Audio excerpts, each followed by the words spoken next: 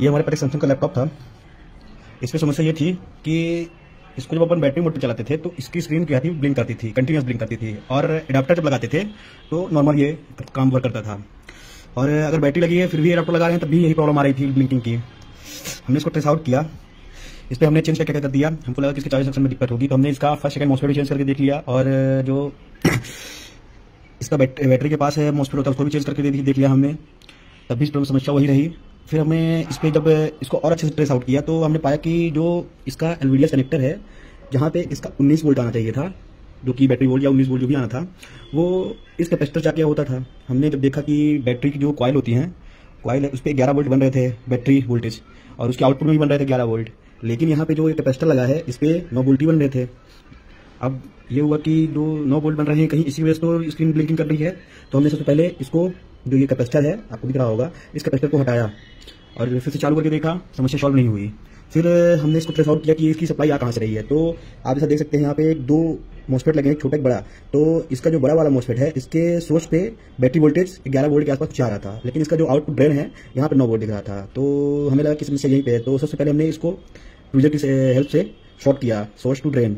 जैसे ही इसको शॉर्ट किया तो स्क्रीन ब्लिंकिंग करना बंद कर दी। हमने समझ लिया कि हमारी समस्या यहीं पे है। फिर हमने इसका मॉसफेट, ये जो 3 लेग वाला मॉसफेट है, इसको चेंज किया और हमारी समस्या सॉल्व हो गई। इसी तरह कंडीशन पे मेरे पास 2 लैपटॉप थे जिसमें सेम कंडीशन थी। एक लेनोवो का था गेमिंग, उसमें भी यही प्रॉब्लम थी, और एक ये सैमसंग का पुराना बोर्ड है, काफ़ी क्लीन बोर्ड होता है ये सैमसंग का। इस पर कुछ प्रिंटिंग वगैरह नहीं होती है, थोड़ी सी इसको ट्रेसिंग करने में प्रॉब्लम होती है, बट जब प्रेस आउट करना होता है तो फिर आदमी किसी न किसी तरह काम तो कर ही लेता है। तो हमने इसके समस्या को समझा, परखा और आगे इसका रिजल्ट दिया। जैसा कि आप देख सकते हैं अभी स्क्रीन ब्लिंकिंग करना बंद कर दी है, चाहे एडाप्टर मोड हो चाहे बैटरी मोड हो, तो ये समस्या सॉल्व हो चुकी है। और अगर इस तरह की समस्या आ रही है तो सबसे पहले आप चार्जिंग सेक्शन चेक करें, और अगर चार्जिंग सेक्शन सही है उसके बाद भी काम नहीं, इस तरह की प्रॉब्लम आ रही है, तो सबसे पहले आप इस पे जो इसका एलवीडीएस कनेक्टर है वहाँ पे आप इसको चेक कर सकते हैं। देखिए सबका कॉन्सेप्ट अलग अलग होता है, थोड़ा सा कॉन्सेप्ट लगाना पड़ता है कि अगर ये यहाँ पे ऐसा हो रहा है तो आगे वहाँ पे क्यों नहीं हो रहा है इसी टाइप का।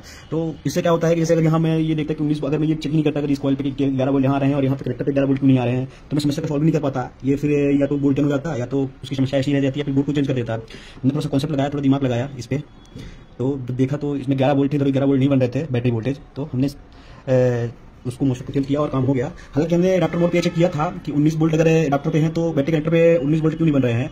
तो उस पर कुछ फर्क नहीं पड़ा, क्योंकि देखिए 19 वोल्ट है और मान लीजिए 1 वोल्ट कम भी आता है तो 11 वोल्ट तो 19 वोल्ट 1 वोल्ट कम भी आता है तो 18 वोल्ट तो रहते ही हैं। तो उतना स्क्रीन को दिक्कत नहीं आती है उसका जो बैकलाइट इनेबल करने पे, बैकलाइट ऑन करने के लिए। और बैटरी में क्या है 10 वोल्ट 11 वोल्ट की बैटरी वोल्टेज होता है, और अगर उसको प्रॉपर अगर 11 वोल्ट वहाँ पे नहीं मिलेगा तो कैसे ये ऑन होगा। इसीलिए क्या है कभी ऑन होता कभी ऑन नहीं हुआ था। तो ये प्रॉब्लम ब्लिंकिंग वाली प्रॉब्लम बनी थी। हालांकि मेरे पास 2 दिन से बोर्ड था, मैं भी इसमें काफ़ी काम किया, काफ़ी इसमें दिमाग लगाया, तभी दिमाग नहीं लगा। फिर अंत में जाकर थोड़ा सा और मेहनत किया, बुजुर्गों का थोड़ा सा सहारा लिया गया, तो ये काम हो गया है। चलिए मिलते हैं नेक्स्ट वीडियो पे।